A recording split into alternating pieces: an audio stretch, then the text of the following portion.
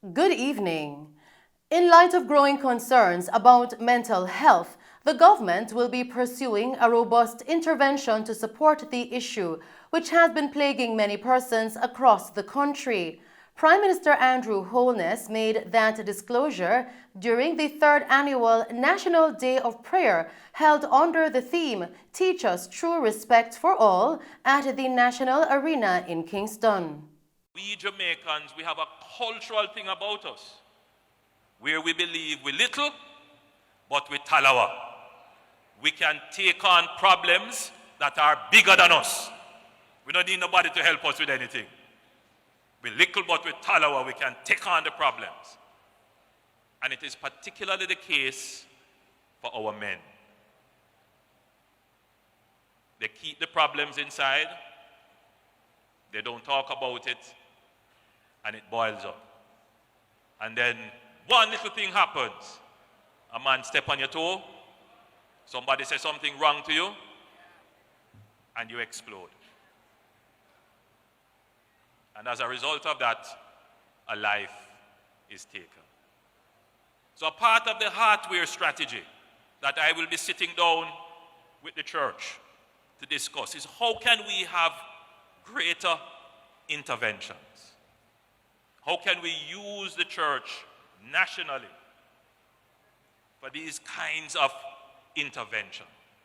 His statement came a day after Keith and Stephanie Ellis from Mandeville were found dead in a suspected case of murder-suicide at their home on Bonito Crescent in the parish. While the Prime Minister made no mention or reference to this specific case, he said there are more instances of persons killing themselves and taking the lives of others within the country.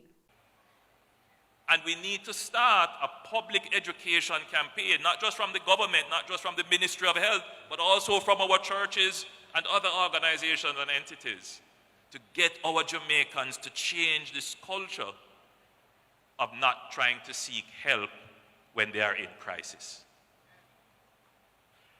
And there are many of you here experiencing all kinds of crises in your lives, but you're not recognizing them as such.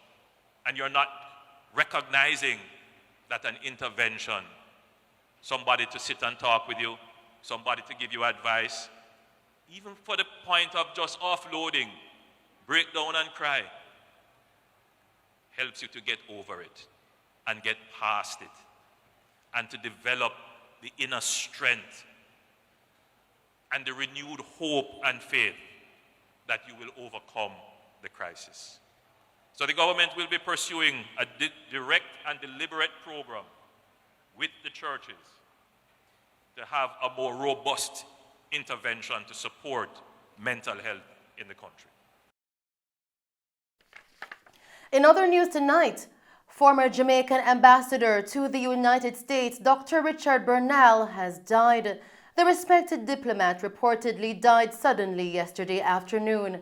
Prime Minister Andrew Holness expressed sadness at the ambassador's passing, hailing Dr. Bernal as a pillar of the academic and diplomatic community.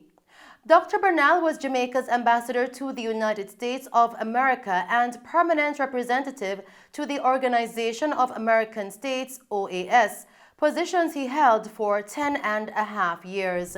He also served as a member of the board of directors of the Inter-American Development Bank between 2008 and 2016 and was a chief trade negotiator for the Caribbean Community, CARICOM.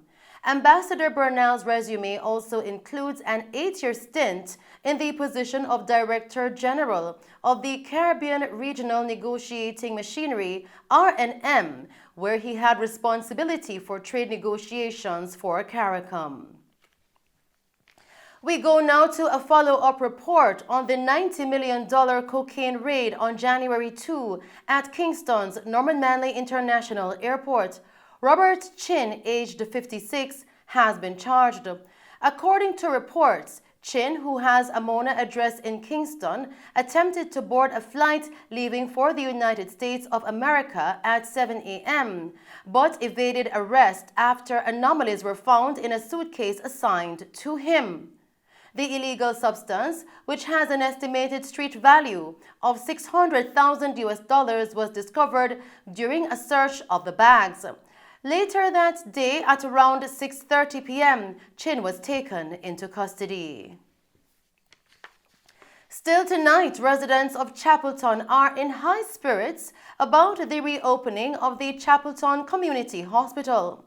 Prime Minister Andrew Holness was there for the unveiling and to express his gratitude for the Beverly Nicholson donation of $1 million for the construction of a fully efficient facility.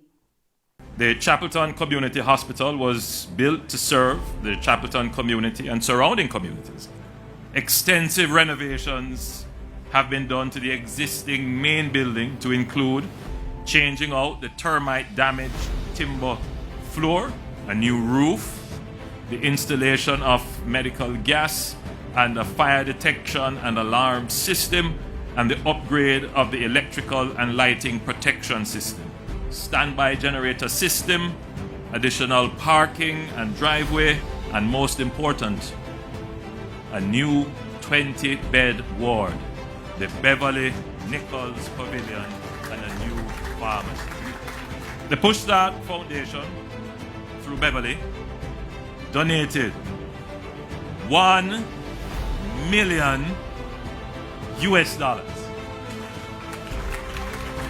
I thank Beverly on behalf of the government of Jamaica, on behalf of the people of Jamaica, and in particular the people of Chapelton and the surrounding communities for your significant contribution to this project.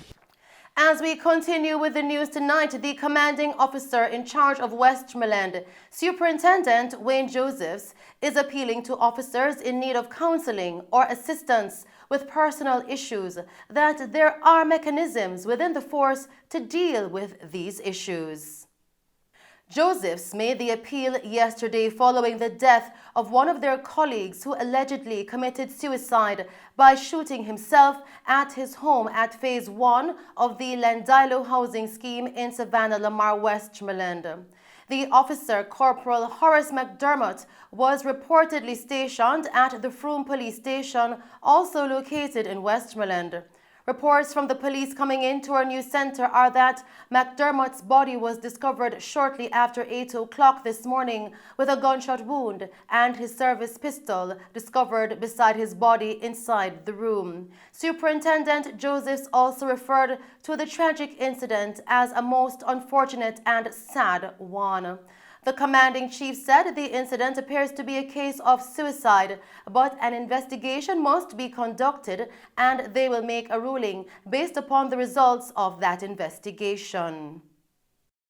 It is very unfortunate and sad circumstance that I report that about 9:30 this morning, Corporal Horace McDermott of the Westmoreland Division was found in his house with a gunshot wound to his head and his firearm close to his body. On the face of it, it appears to be a suicide. However, the investigation is ongoing and we await the outcome of the investigation. I just want to appeal to other members of the JCF out there that if you need help, there are mechanisms within the force to address these things, such as the chaplaincy services and the medical services branch.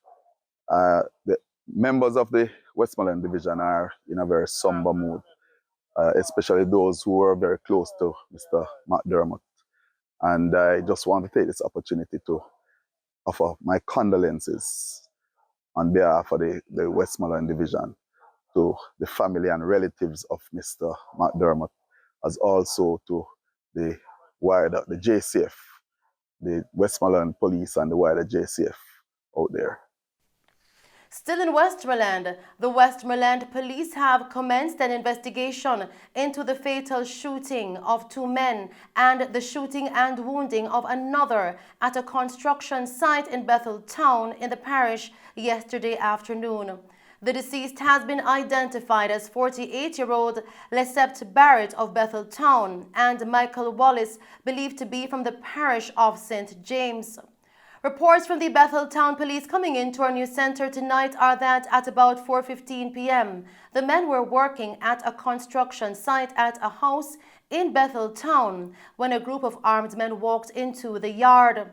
The men brandished handguns and opened fire at the construction workers, shooting all three men. They then ran from the location. The police were summoned, and upon their arrival, Barrett, Wallace, and the other man were discovered suffering from gunshot wounds. They were rushed to the Savannah Lamar Hospital, where both men were pronounced dead and the other man treated and admitted in serious condition.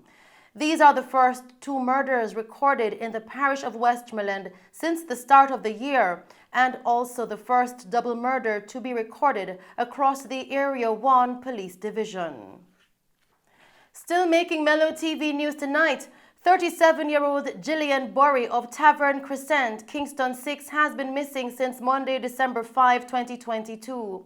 Gillian is of brown complexion, slim build, and about 5 feet 8 inches tall. Reports from the Papine police are that the mode of dress and the time Borry went missing is unknown, and she has not been heard from since.